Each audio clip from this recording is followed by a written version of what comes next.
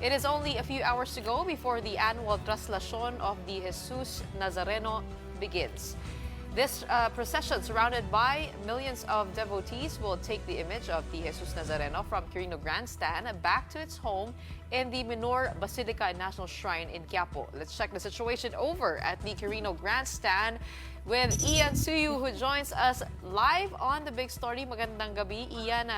What's happening over there?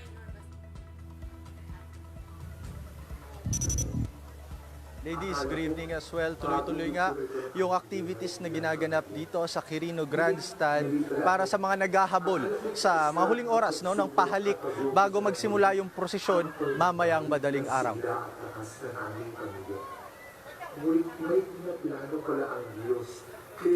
Ian, yung sa likod mo ngayon, yun na nga, alam ko pahalik kasi yung ngayon. Pero gaano kadami yung tao na pumunta ngayong taon? At ano pang inaasahan natin sa procession bukas?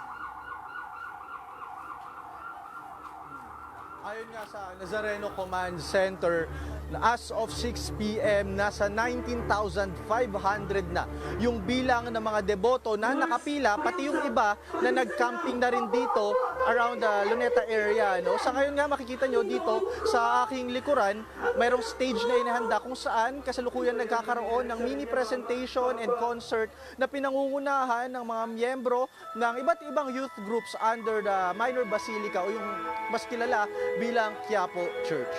Okay, Ian, linawin lang natin, yung imahen ba na pinapahalik ngayon ng Nazareno dyan, yan na rin ba yung mismong imahen na ipaparada pabalik ng Quiapo? Yes, Sean. Actually, itong imahen mismo na nandito sa likuran ko, nakikita natin, yan na rin mismo yung ipaparada bukas. And anticipated, sabi nung iba, historically 4 o'clock, binababa na daw yan. And sa aking kaliwang bahagi, magsisimula yung prosesyon and then iikot na yan sa iba't ibang parte hanggang makarating sa Quiapo Church. So 4 a.m. ibababa yung imahen at sisimulang ikutin. Tama ba? Ian, ano expectation? Yes, tama ka dyan. Anong expectation nila doon sa itatagal ng buong prosesyon? Kasi last year, 15 hours lamang. Dahil na rin sa pagbabago nung kanyang karwahe at yung bahay nung imahen. Anong ina-expect nila? Kasi sabi nila, mas mabilis daw ngayong taon. It is a type of rare disease. Yes, actually napakalaking upgrade nga daw yung ginawa nila para dun sa karo or sa paglalagyan ng imahen. At kung 15 hours, expected nila na possibly less na daw yan. Dahil nga dati, nakakapagpabagal yung ibang mga sumasampa doon sa karo kung tawagin. Kaya ngayon, binago yung design. Kung makikita ninyo, medyo slanted na yung ginawang karo at naglagay na rin daw ng iba't ibang mga devices o mas malakapal na gulong para daw mas mabilis yung usad at hindi mag-cause ng anumang delay. Okay, Ian, para dun sa mga may balak pang humabol dyan sa Quirino Grandstand, ano ba yung mga paalala ng mga organizers? Pati may protocol ba para sa mga debotong isasama pa yung mga anak nila o yung mga bata?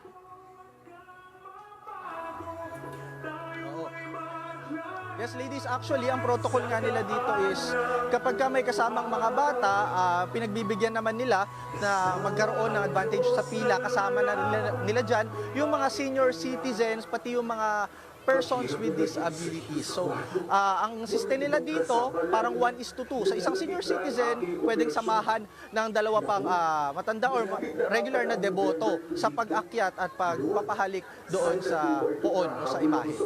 Itong karo ay hindi na pwedeng sampahan. Anong binabalak ng mga tao? Paano sila makakalapit para sa kanilang pagkakataon na mahawakan yung imahen?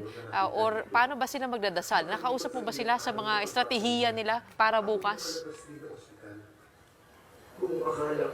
Oo, Gretchen. Actually, yung strategy nga nung iba, meron tayong isang nakausap kanina na 5 p.m. pa lang nandito na and galing pa sila sa Pampanga, Makabebe, Pampanga. At sabi nga daw nila, ang diskarte nila, nandito sila ngayon, manonood daw sila ng misa and mga presentation ngayon. And mamaya, papahinga para daw bukas, once kagad na ibinaba na yung karo dyan at isinampa na yung imahen, sila daw kagad yung makadikit doon at makalapit kaagad sa hinihintay nila na prosesyon ng imahen ng Nazareno.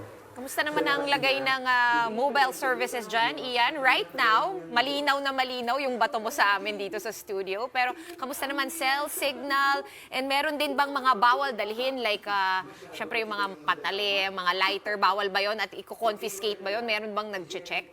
Tumigil na nga kayo. Alam kong kaya-kaya ni Jeremy yan.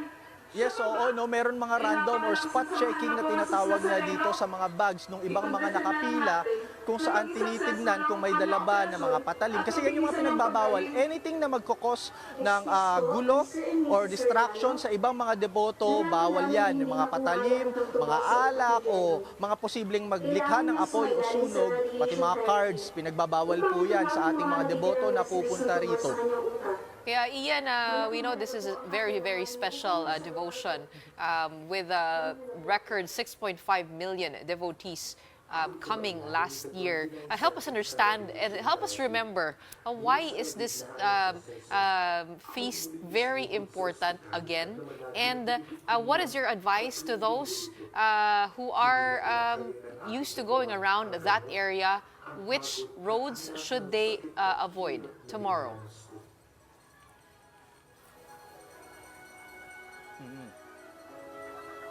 Gretchen, alam natin historically na napaka-importante nitong prosesyon na ito, nitong pista ng Jesus Nazareno dahil para sa mga Pilipino, no, it's an intrapersonal thing para sa kanila. No? May kanya-kanya silang dahilan dito kung bakit sila nagpunta.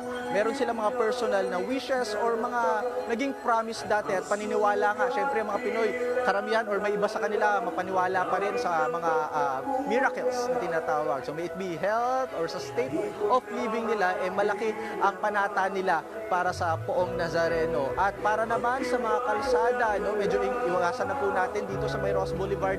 At hindi na rin po advisable na magdala pa ng sasakyan dahil may ibang mga daanan dito na sarado na. Actually, dumaan na kami kanina sa May Ross Boulevard at medyo matindi na nga yung traffic doon. So ina-expect natin na pagdating mamaya habang lumalalim ang gabi, mas lalo na pong humahaba ang traffic doon. Merong mga daanan rin malapit sa Quiapo Church na kailangan na natin iwasan dahil inaasahan na isasara na rin po yun. So kanina pwede pa makadaan around Legarda area and San Sebastian. Kung gusto nyo pong dumaan, dun po ang mga posibleng ruta na madaanan. Thank you for reminding us of all of that. This is one of the most poignant displays of faith that we have as Filipinos na naalala at nakikilala din tayo para dyan. But thank you so much and do keep safe. Medyo mahaba pa ang gabi para sa iyo at para sa mga kasama mo dyan. We have Ian Suyu joining us live from the Quirino Grandstand.